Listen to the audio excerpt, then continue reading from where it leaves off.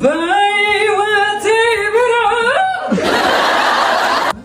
በሕይወቴ ብርሃን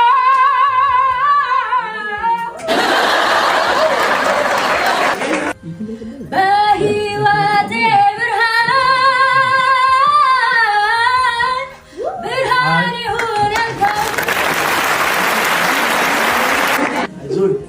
በሕይወቴ